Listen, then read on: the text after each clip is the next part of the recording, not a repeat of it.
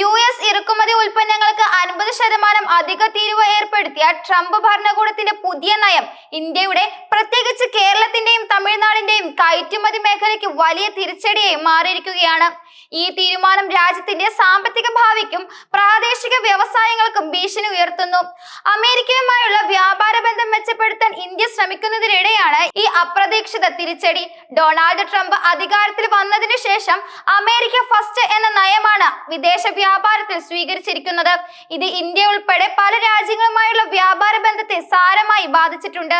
അമേരിക്കയിലേക്കുള്ള ഇന്ത്യയുടെ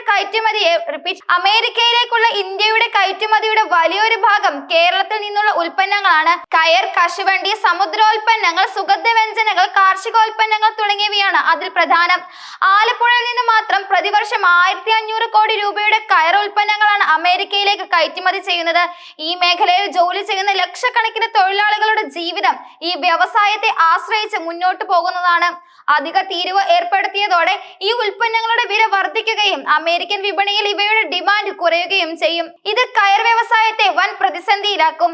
കേരളത്തിന്റെ മറ്റൊരു പ്രധാന വരുമാന മാർഗമായ സുഗന്ധവ്യഞ്ജന കയറ്റുമതിയും ഈ തീരുമാനത്തോടെ പ്രതിസന്ധിയിലായി.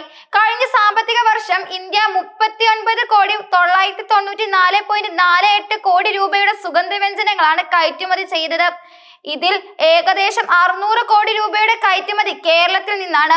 സുഗന്ധവ്യഞ്ജനങ്ങളുടെ കയറ്റുമതിയുടെ 25% അമേരിക്കയിലേക്കാണ്.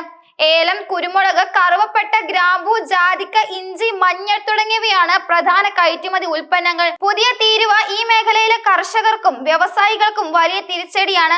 ഭക്ഷ്യോൽപ്പന്നങ്ങളും മരുന്നുകളും പേഴ്സണൽ കെയർ ഉൽപ്പന്നങ്ങളും സുഗന്ധ സത്തുക്കൾക്ക് വലിയ ആവശ്യകതയുണ്ട്. അതിനാൽ ഈ മേഖലയിലെ കയറ്റുമതി കുറയുന്നത് വ്യവസായത്തിന് വലിയ ആഘാതമാകും. കേരളത്തിന്റെ സാമ്പത്തിക രംഗത്ത് നിർണായക പങ്കുവഹിക്കുന്ന ഒന്നാണ് സമുദ്രോൽപാദന കയറ്റുമതി. ഇന്ത്യയുടെ ഏറ്റവും വലിയ സമുദ്രോൽപ്പന്ന കയറ്റുമതി അമേരിക്കയിലേക്കാണ്. ഇതിന്റെ മൂല്യം ഏകദേശം 60,000 കോടി രൂപ വരും. ഈ തുകയുടെ ഭൂരിഭാഗവും ചെമ്മീൻ കയറ്റുമതിയിലൂടെയാണ് ലഭിക്കുന്നതും. കൊച്ചി മേഖലയിൽ നിന്ന് ഏറ്റവും കൂടുതൽ കയറ്റുമതി അയക്കുന്നതും ചെമ്മീനാണ്. രാജ്യത്തെ ഏറ്റവും കൂടുതൽ സമുദ്രോൽപാദന സംസ്കരണ യൂണിറ്റുള്ള സംസ്ഥാനമായ കേരളത്തെ ഇത് അതീവ ദോഷകരമായി ബാധിക്കും.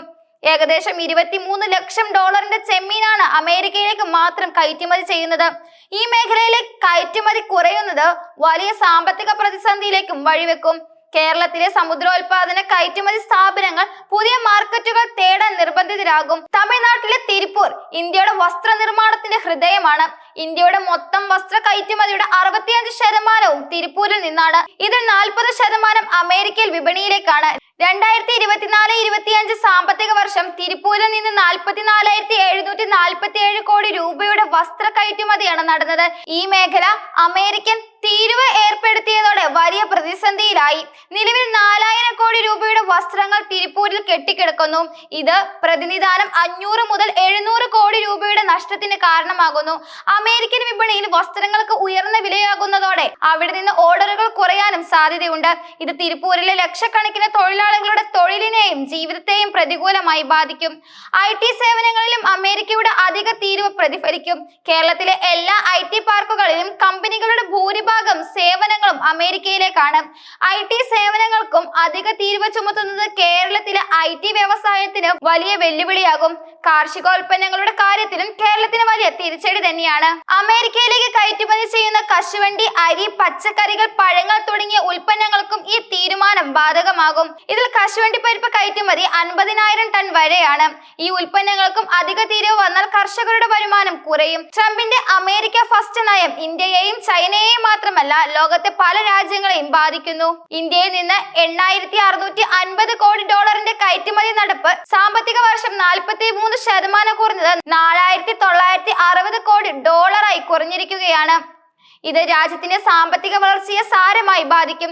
കൂടാതെ ഇന്ത്യയെ ഒഴിവാക്കി ഓസ്ട്രേലിയയിൽ നിന്ന് പാലും മാംസവും ഇറക്കുമതി ചെയ്യാൻ അമേരിക്ക ശ്രമിക്കുന്നതായും സൂചനകളുണ്ട്. അങ്ങനെ വന്നാൽ ഇന്ത്യയുടെ പാല്, മാംസ വ്യവസായത്തിനും ഇത് വലിയ തിരിച്ചടിയാകും. അമേരിക്കയുടെ ഈ നീക്കത്തെ അന്യായവും നീതിരഹിതവും എന്നാണ് ഇന്ത്യ വിശേഷിപ്പിച്ചത്.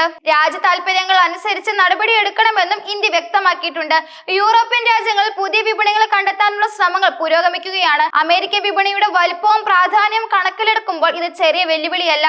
ഇന്ത്യൻ ഉൽപ്പന്നങ്ങൾക്ക് അമേരിക്കയിൽ നിന്ന് നേരിടുന്ന ഈ ഭീഷണി നമ്മുടെ വ്യവസായങ്ങളെ പുതിയ വിപണികൾ തേടാൻ നിർബന്ധിതരാക്കും. ഇത് ദീർഘകാലാടിസ്ഥാനത്തിൽ ഒരുപക്ഷെ ഗുണകരമായേക്കാം, പക്ഷേ ഹ്രസ്വകാലത്ത് വലിയ സാമ്പത്തിക പ്രതിസന്ധി സൃഷ്ടിക്കും.